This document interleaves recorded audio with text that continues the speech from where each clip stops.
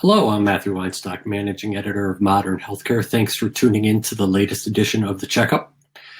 Rollout of COVID-19 vaccinations has been spotty across the nation, as most people have been watching, with some healthcare organizations running into challenges of getting staff to either agree to get their shots or in some cases not having enough shots go around.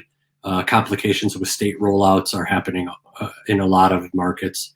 I'm pleased today to be joined by Suresh Gunasekaran. He's CEO of the University of Iowa Hospitals and Clinics. We're going to talk about some of the approaches that they're taking at UI hospitals to connect with staff on the front line about vaccinations and even beyond that. So Suresh, thanks so much for being with us today. Good to be with you, Matthew. So as I said, you're obviously seeing it, I'm sure, with your peers, maybe even at the University of Iowa in terms of sort of the rollout of the vaccination. I understand that at UI hospitals in December, you did a survey and you found about 90% of staff were willing to get their vaccinations. Where do you stand now that we're at the end of January, early February? How are things looking?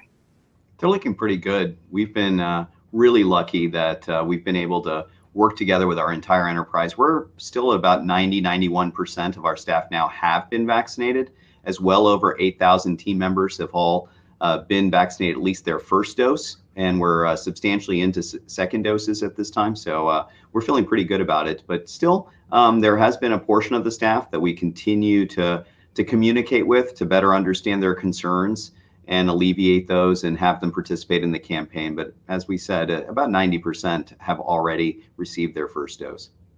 So that's very high, very good. So are there any particular things you've been able to do to get to a 90% rate? We're not seeing that across the board. I think starting early was really important. I think that it even began before the official emergency use authorization. We were fortunate enough to be one of the clinical trial sites for the Pfizer vaccine. And so our staff began to understand months ago that this vaccine was under evaluation and that Iowans in our town were participating in the trial. And so I think that when we looked at the safety and efficacy data, there was a little bit of Iowa in that data. And I think that helped convince a lot of the staff. I also think that we had a lot of our leaders, both in the research enterprise and the clinical enterprise, that were able to give thoughtful reviews of the data.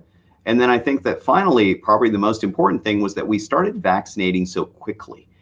We did so much preparation that hundreds and thousands of our staff members were vaccinated just in the first week or two, which created a lot of momentum.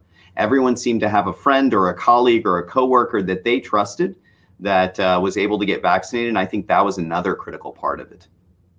But you ran out too in early December, right, of the Pfizer vaccine? We did. Multiple different times we ran out of the Pfizer or Moderna based on not only national shipments into Iowa, but shipments within Iowa. And so at different times we did, but we were able to keep going. When we ran out of Pfizer, it was only a week, and then Moderna was there.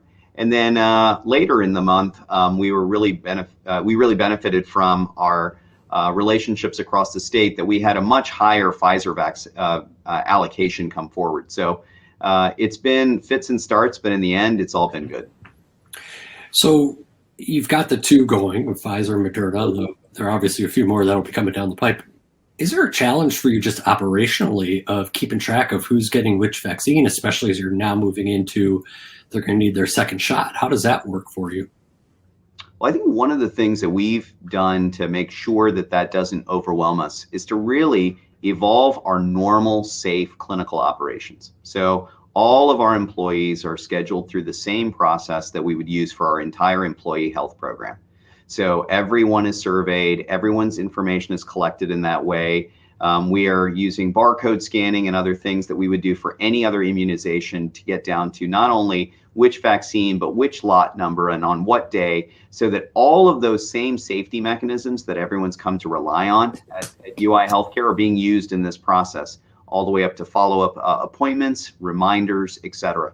And so I think that overall, there are a lot of things in healthcare relative to meds administration that are complicated. And I think that we made sure that we used all of the processes and systems and tools we had to make sure that this is safe. So yes, it was difficult to figure out how to do it in the first few days, but after that, it's been pretty smooth. Got it. So you said there's maybe that 10% that still is reticent to get the shots. How are you connecting with them? Are there specific things you're trying to talk to them about? Yeah, absolutely. I mean, I think that we continue to disseminate information on side effects. I think that a lot of the folks that are really unwilling to get the vaccine at that time are really taking the attitude of, let me wait and see how the first set of folks do, what's going on between the first and second doses, and how safe this ultimately turns out to be.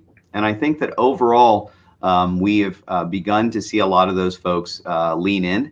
At one point, we were close to 85% in terms of the staff willing to do it, about mid-month in January. And now, just a few weeks later, as I mentioned, we're up above 90. So we'll have to continue to look at it, but it's hard to tell. We're learning more about it. But for right now, it seems like the side effect information is what most people are interested in.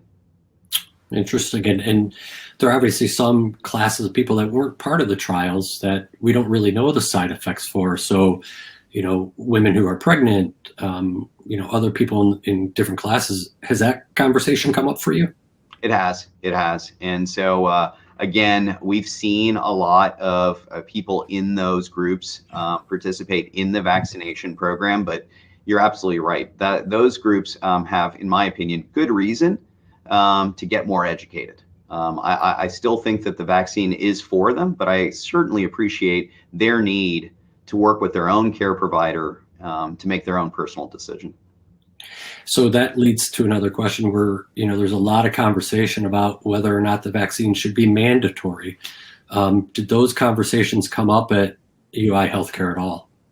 Yeah, they've come up. I think ultimately we still respect that it's a personal choice to do it, and that ultimately the community will have to still stick with all of our safety standards until we feel as though we've got a care environment that is safe, not only for our staff, but also for our patients and the community as a whole. And certainly a successful vaccination program will accelerate that return to normal. And so that's what we try to talk about with the staff, is the importance of doing this for the community and for our operations. But it's a little bit early right now, but we were not inclined to make it mandatory.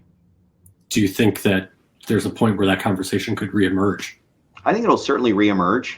We, however, tend to be the kind of organization where even on the flu vaccine, we don't make it mandatory. And we still achieve high above 90% compliance with our flu vaccination program. So we believe that mandatory isn't necessarily always worth it, and we can get equivalent results elsewhere, otherwise.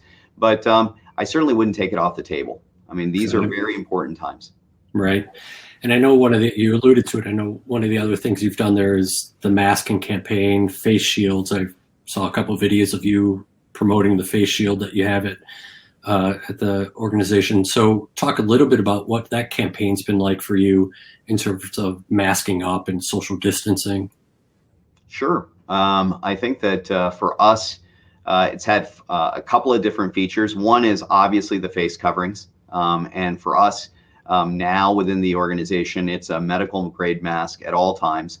And then in addition, in patient care settings, we think that the face shield offers some additional safety in terms of droplet precaution. So that's something that we continue. And we know that the staff are tiring of having to don this gear every single day, but we think it's important. And more important, it's a visual reminder to follow all the other safety rules as well in terms of distancing. And it's really hard within a healthcare workplace. I mean, everyone knows that every unit and every department, every clinic has a break room. And we've had to greatly modify our break rooms to create separation, put in plexiglass and other things to make sure that the staff are really safe, and even in these kind of tight settings. The third thing is air handling. I think that there's been a lot of industry consciousness around the importance of air circulation and negative pressure rooms and additional air scrubbing technology. And here at UI Healthcare, we continue to evaluate that as well, because we think that that'll make a real material difference when you've got these buildings that so many different people are sharing. Finally, there are the things that you do outside of work, which really we're trying to encourage our staff to be role models so that we don't promote gatherings of large groups of people, because those gatherings are really difficult to stay safe in. Right, absolutely. One of the other things I did want to touch on with you is your union, the SEIU, and the Board of Regents are in the middle of a sort of contentious contract negotiations. Some of that obviously revolving around a pay hike, the union wanting 5%, the Board of Regents coming back with about a 1%. How does that influence your ability to talk to staff about some of the safety things you're talking about? Matthew, I wouldn't call it contentious. I would say that this is obviously a very constructive conversation, and I've actually found SEIU to be very easy to work with, and they have very much been committed to the safety of our staff just as much as we have throughout this entire process. They've shown a lot of different flexibility, and even within their proposal, they had some good ideas, et cetera. We're obviously going to have to figure out what is financially appropriate during this contract negotiation. But I think when it comes to safety, when it comes to staffing, when it comes to commitment to our community and to our patients, I think we're on the same page. I actually think that when we look at this, the tough part is how are we going to figure out the finances with so much financial uncertainty swirling the system. But I think that one of the good things here at UI Healthcare is that both the union staff as well as the non-union staff have been on the same page about our commitment to the community and our commitment to stay safe, not only for our own sake, but for those of our patients. So it's actually been pretty easy because we've really had very resonant messages that build off of one another. Okay. I want to pivot a little bit to the more global outlook that you're seeing in Iowa. My understanding is you're seeing a little bit of a dip in numbers, but you're also seeing a dip in testing. Is that right? Across the state? And sort of where is Iowa right now in terms of testing? And then how does that impact what you know is happening in terms of case rates? Sure. Certainly, as we know, the number of positives is decreasing. And then there are two variables that we can look at. One is the amount of testing that we're doing. And you're right to say that the amount of testing has decreased. But at the same rate, there's always the reality of the hospitalization rate, which has also dramatically come down. So it's the falling hospitalization rate that really makes us feel as though the peak that we saw in November was a peak. And in fact, we're coming down off that peak in December and January. However, it's still not fallen to a level that we're happy with. So, I mean, I think that there is still further room for us to continue to do this. I wonder sometimes that perhaps all states, and particularly Iowa, that we could see this news around the vaccine and too quickly become optimistic about our safety measures. So I think we just need to continue to reinforce that.